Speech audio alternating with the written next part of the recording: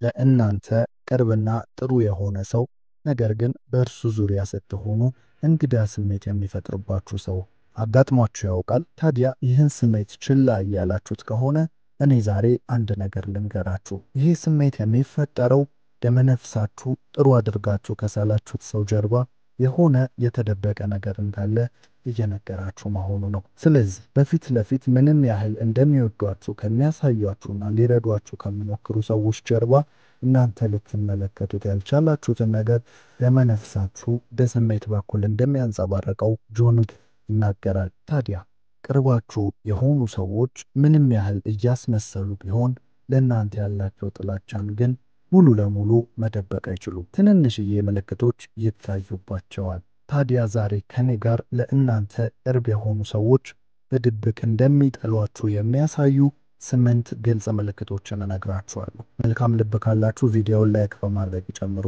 እንዲሁም ለዚህ ቤተሰብ አዲስ ከሆኑ ሰብስክራይብ በማድረግ ቤተሰባችን ሆኑ። አሁን በቀጥታ ወደ 8ቱ ምልክቶች እንሂድ።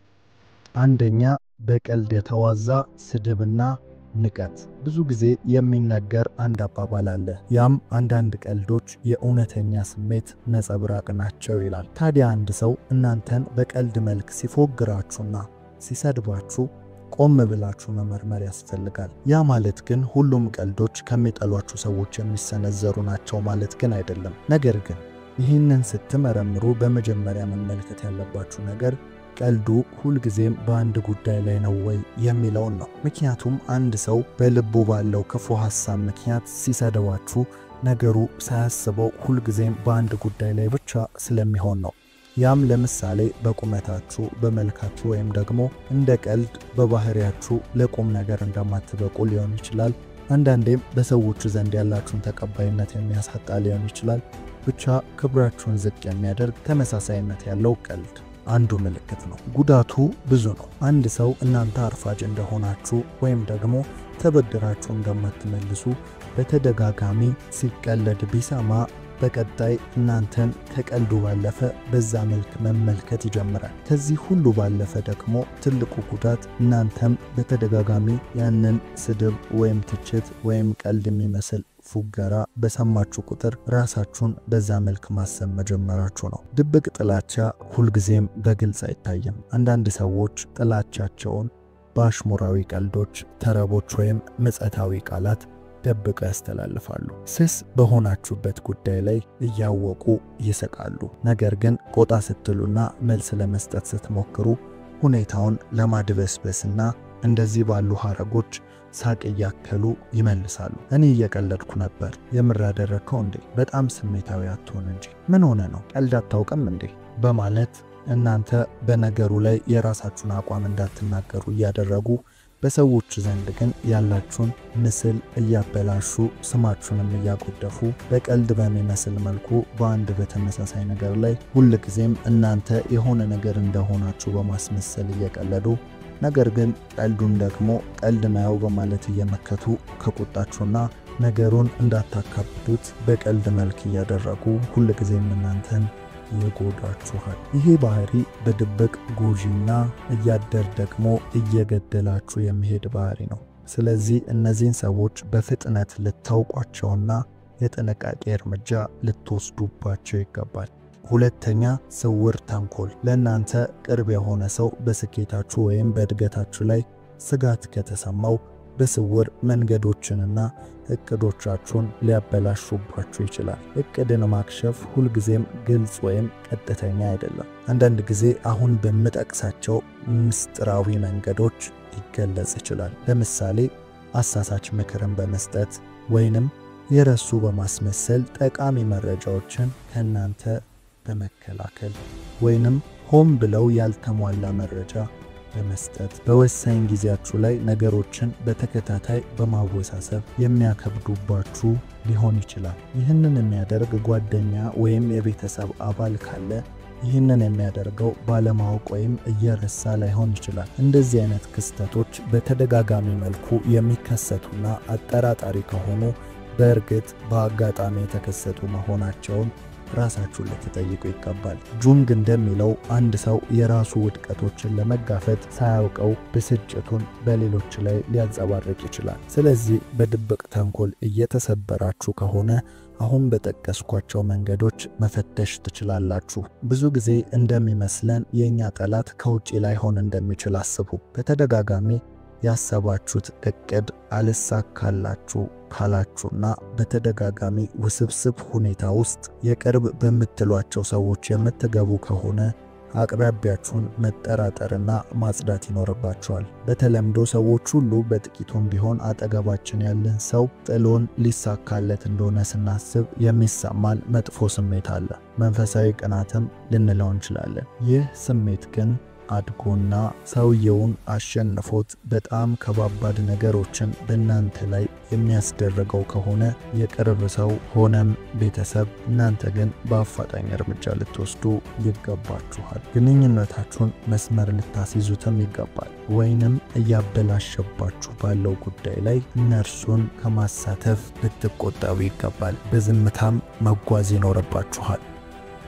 ሶስተኛ ድብቅ ፉክክር ነው። ይሄ ግልጽ የሆነ ምልክት ነው። ሁሉም ሰው በህይወት ላይ የተለያየ መንገድን ይጓዛል። ጓደኛም ሆናችሁ የቅርብ ሰው ተመሳሳይ መንገድን ትጓዛላችሁ ማለት አይቻልም። ታዲያ በዚህ ህይወት ውስጥ ነገሮች በእኩል ካልተጓዘና ተመሳሳይነት ከሌላቸው መበላለጥን ይፈጥራሉ ማለት ነው። ልክ በዚህ ጊዜ ነው ታዲያ የነዚህ የቅርብ ሰዎች ጸባይ የሚገለጠው። ራሳቸውን በድብቅ ከናንተ ጋር ማፎካከር ይጀምራሉ። ደግሞ አንዳንድ ሰዎች ከናንተ በላይ የመሆን ስሜት ሳይሰማቸው የናንተን ስኬት ሊቀበሉ አይችሉም። ይሄም በአጭር አማርኛ እነርሱ ከናንተ በጣም ብዙ ካልበለጡ በቀር በእናንተ ስኬት መደሰትም ወይንም የናንተን ስኬት እንደ ጥሩ ነገር ሊቀበሉ አይችሉም። ይሄም ጸባያቸው የሚያመራው የትኛውም የተገኘውን ነገር ሁሉ ትኩረት ወደ ራሳቸው ለመቀየር በመሞከር ነው። የምስራች ካካፈላችኋቸው እናንተን ከማመስገን ይልቅ ስለ ራሳቸው ስኬት የሆነ ምላሽ ይሰጣሉ። ስለ አንድ ስኬት ስትነግሯቸው ያጣጥላሉ ወይንም ከዛ የተሻለ ነገር እነርሱ እንደሰሩ ይናገራሉ። ይህ በግልጽ ያልተነገረ ድብቅ ፉክክር ብዙ ጊዜ ከጥልቅ አለመረጋጋት ይነሳል። ይህን የሚለማመዱ ሰዎች እናንተ ስትበለጽጉ ያዩ መታገስ አይችሉም። ምክንያቱም ለራሳቸው ያላቸውን ግምት እንዲጠራጠሩ ያደርጋቸዋልና። ስለዚህ ይህን ምልክት ስታዩ በፍጥነት እርምጃ መውሰድ ይኖርባችኋል። ይህ እርምጃ ምናልባትም እነሱ የሚቀኑበትን ነገር ለነሱ አለመናገርም ሊሆን ይችላል። አራተኛ ግልጽ ደግነትና የይስሙላ ድጋፍ ነው። ግልጽ ደግነትና የይስሙላ ድጋፍ በድብቅ የሚጠሏችሁ ሰዎች ስሜታቸውን በትህትና ነገር ግን ላይላዩን በሆነ ድጋፍ ትዕይንት ለመሸፈን የሚጣጣሩበት ዘዴ ነው። በምትፈልጉበት ጊዜና እርዳታ በምትሹበት ጊዜ ችግራችሁን ያናንቁታል ወይንም አብረዋችሁ ለመሆን ሰበብን ይደረድራሉ። ስኬትን ስታገኙ ከልብ ያልሆነ ደስታን ያሳያሉ ወይንም ከነጭራሹ አይደሰቱም። ይህ አመለካከት በተለይ በህይወታችሁ ቁልፍ ጊዜያት ላይ ይስተዋላሉ። ነገር ግን እነዚህን ሰዎች ለየት የሚሉት የእነርሱን እርዳታ ጠይቃችሁ ከከለከሏችሁ በኋላ በሌሎች ድጋፍ ሲደረግላችሁና ሌሎች ሰዎች ሊረዷችሁ ሲጥሩ እነርሱ ዋና ተዋናይ ነን ይላሉ። መጀመሪያ እምቢ ያሉትን ነገር በሰዎች ፊት ግን ወይንም ሌሎች ሊያደርጉላችሁ ሲሉ ሁሉንም ነገር በቀዳሚነት ካላደረኩኝ ይላሉ።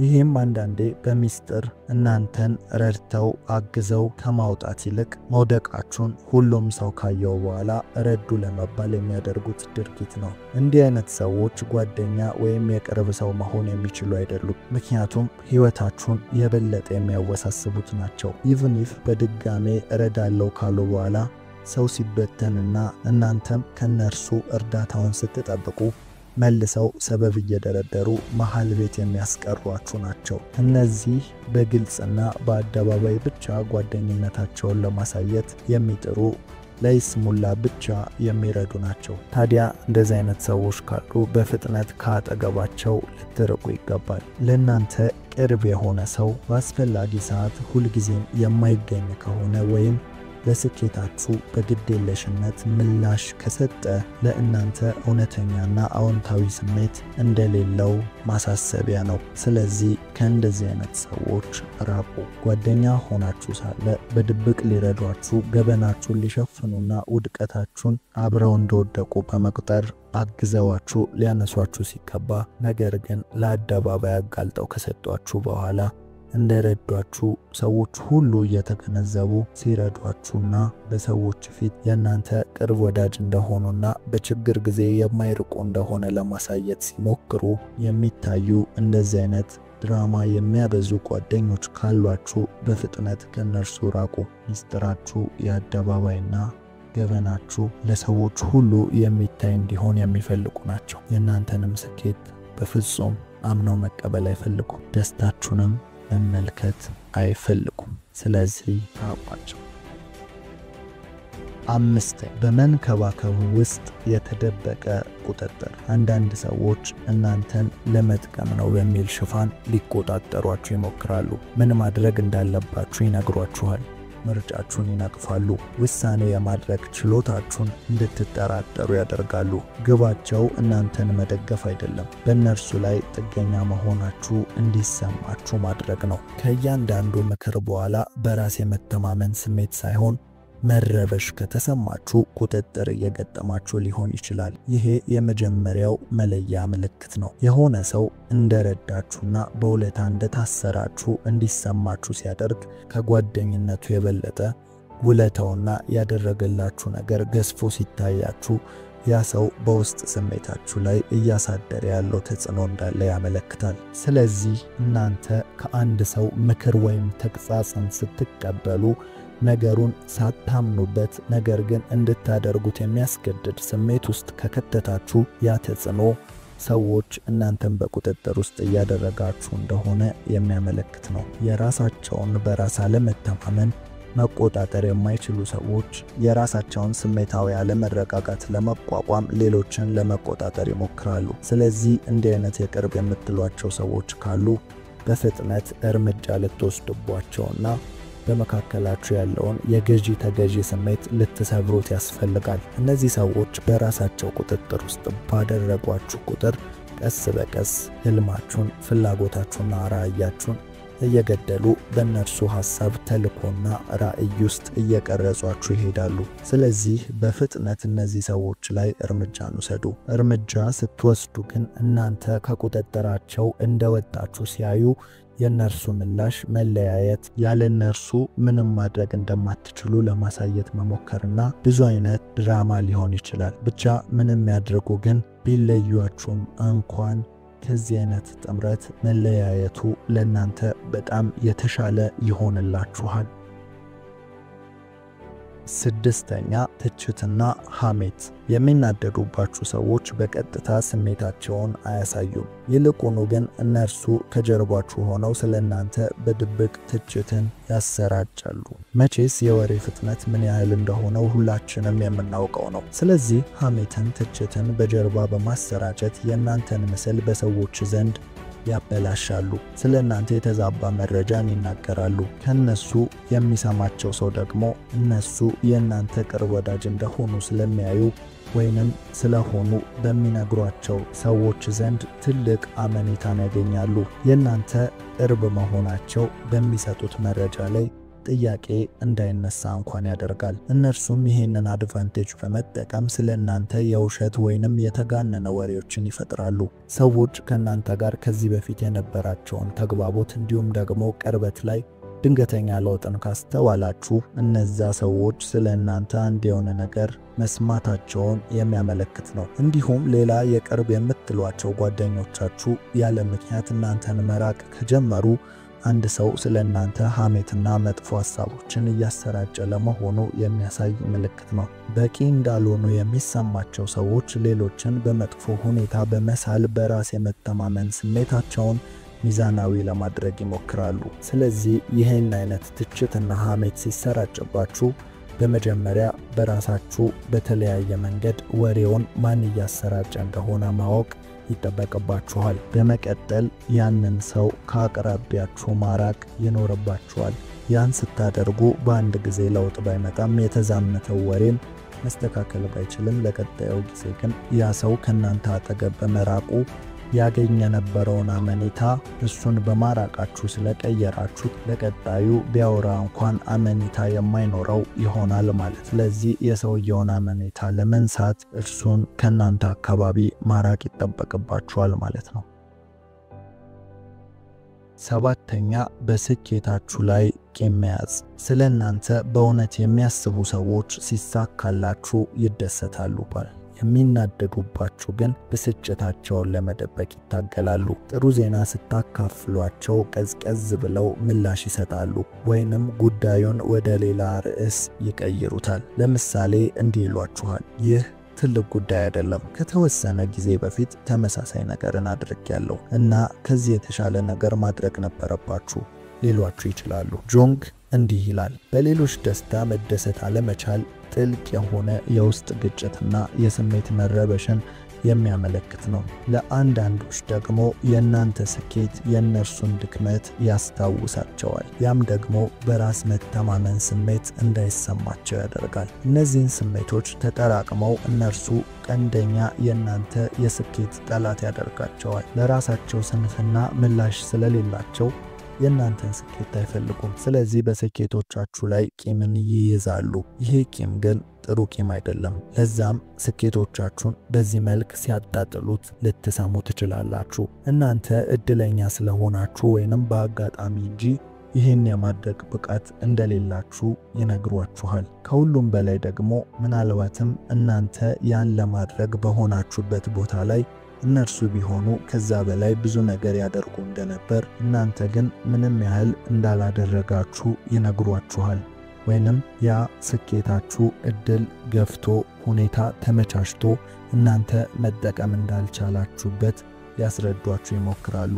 ይህን ሁሉ ሲያደርጉ ግን እነርሱ ምንም ነገር ሳያሳኩ ሊሆን ይችላል። የራሳቸውን ስንፍና በቂ ያለመሆን ስሜት ለማስታገስ እናንተም በስኬታችሁ ሙሉ ስሜት እንዳይሰማችሁ በማድረግ ወደ ራሳቸው ሊያወርዷችሁ ሲጥሩ ትመለከታላችሁ። እናንተ ግን ከነዚህ ሰዎች ጋር በጥበብ ለመኖር ዘዴን ፍጠሩ።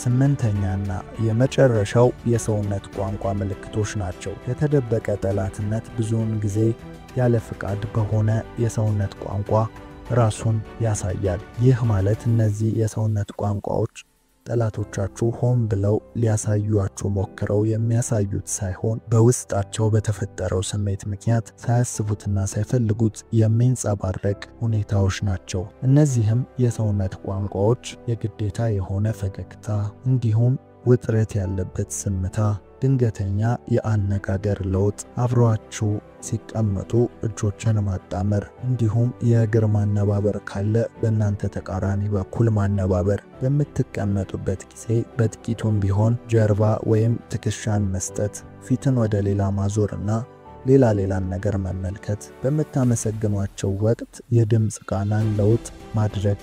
እነዚህን አይነት የሰውነት ምልክቶች ያ ሰው ስለናንተ እያሰበ ያለውን ለማወቅ የሚረዱ የሰውነት እንቅስቃሴዎች ናቸው። ስለዚህ ሁልጊዜም ከሰዎች ጋር በጋራ ስትቀመጡ ወይም ወዳጅ ቅርቤ ካላችሁት ሰው ጋር ጊዜን ስታሳልፉ ስለናንተ የሚያስበውን ለማወቅ በንቃት የሰውነት እንቅስቃሴውን ልትከታተሉት ይገባል። ይህ የሰውነት እንቅስቃሴ በግልጽ ስለናንተ ምን እያሰበ እንደሆነ እንድትረዱ ያስችላችኋል። ደግሞም በዋነኝነት አይን ትልቁ የስሜት ነጸብራቅን የሚይዝ የሰውነት አካል ነው። በመሆኑም አይኖቻቸውን በደንብ ተመልከቱ። ሁሉን ነገር መረዳት ትችላላችሁ። የዛሬው ቪዲዮ አጠገባችሁ ያሉትን ሰዎች እንዴት መፈተሽ እንዳለባችሁ የሚያስረዳ ነው።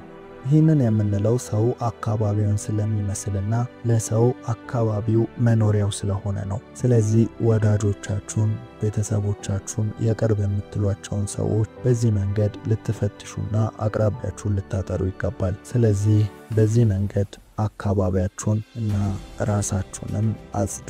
ይህን አይነት ባህሪ ራሳችሁ ላይም ካስተዋላችሁ አስተካክሉ። ለሰዎች መልካም መመኘትን ለራሳችን መልካም ነገርን ያስገኛል። ጆሲ ነበርኩ። ከተመቻችሁ ላይክ፣ እስካሁን ቤተሰብ ካልሆናችሁ ደግመን እንድንገናኝ ሰብስክራይብ በማድረግ ቤተሰባችን ይሁኑ። እናመሰግናለን።